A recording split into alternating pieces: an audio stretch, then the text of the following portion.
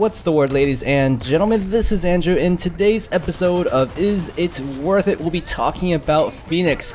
Yeah, you guys have been waiting for this one to come out for a while, and I finally have gotten around to doing it. So, in this video, we'll be talking about Phoenix's stats, weapons, abilities, and ultimately whether or not he is worth those 50,000 credits or $10 USD. Now, first off, Phoenix is a medic with 100 HP and 430 movement speed. He's sort of like an in-between type medic between Sawbones and the whole Sparks aura category. Now, while I do appreciate the extra movement speed, being that he only has 100 HP means when you play him, you should be aware of everything that could one-shot you. For example, Fletcher's Stickies, which do 100 damage, or Phantom's Katana with Chopper, that I believe does around 103 damage. So just keep an eye out for those things when you're playing Phoenix. Now, for ability, he gets 3, the Healing Pulse, Defibrillators, and Self-Revive. And, you know, Defibrillators are pretty standard, you know, let you revive people that are down, but the other 2 abilities are a bit more interesting. So Healing Pulse is like a charge up instant heal ability that will heal teammates with a radius around Phoenix. I'm sure you guys all knew this already. Now the amount actually will range from 20 to 21-ish HP minimum to 80 HP maximum depending on how long you hold the charge for. The cooldown will range for 5 seconds to 18 seconds respectively. So if you do a quick heal, it'll be 20 HP for 5, and if you do the longest heal, do 80 HP for 18. I actually really like this ability in the method of healing. I like the instant heal. I don't like the regenerations. I feel like the ability to both heal yourself and your friendlies all in one go, all in one move is really, really efficient, especially for Phoenix's sort of run and gun type playstyle. Now, his tertiary ability is called Self-Revive, which is pretty self-explanatory. If you're playing Phoenix and you get down, you can actually revive yourself. I don't actually like the name here. I wish they used something more interesting, but whatever. Self-Revive it is.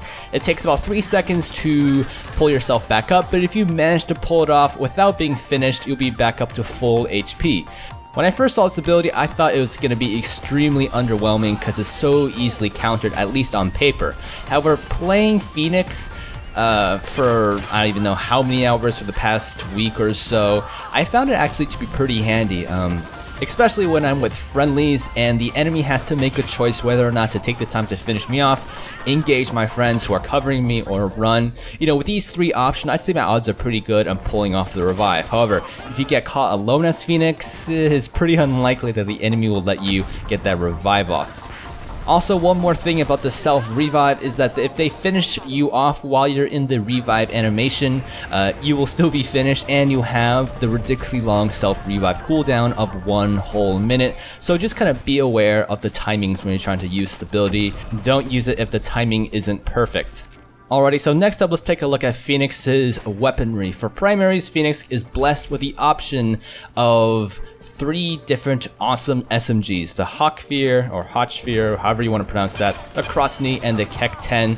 The most popular pick may be indeed the Kek-10, but honestly, I would argue any of these weapons are very viable for Phoenix. I won't go into too much detail about the individual stats for the Krotzny or the Kek-10, but I do want to go into a little bit in depth of the Hawkfear, as that is Phoenix's default primary. You know, that is his signature weapon on his default loadout card.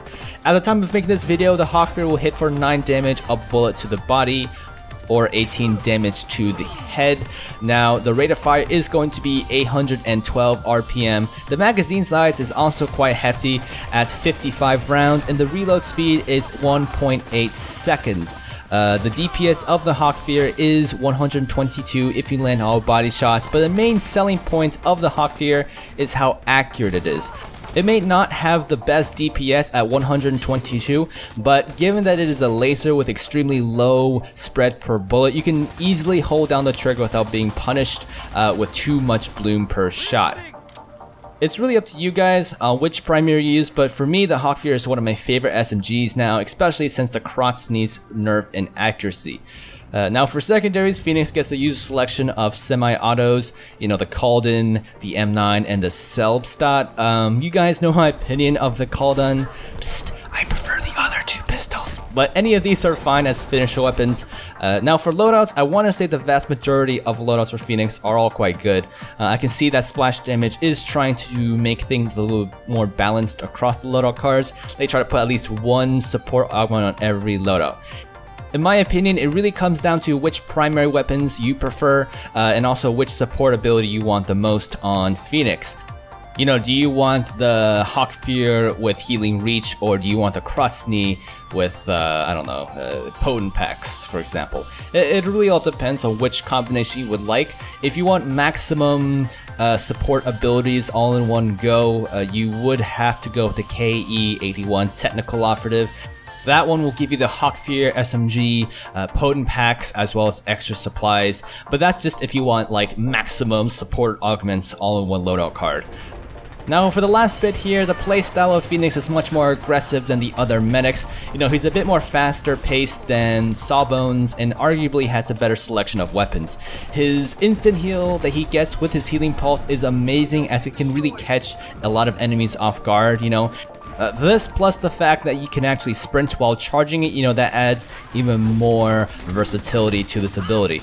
I love the fact that I can heal both myself and my teammates instantly with one move. You know, this is also very, very handy and suits the run and gun style of Phoenix very well. His self-revive is a bit of a wild card. It's not going to be something you're going to rely on 100% all the time and you're going to successfully pull it off, but it's definitely a welcome addition.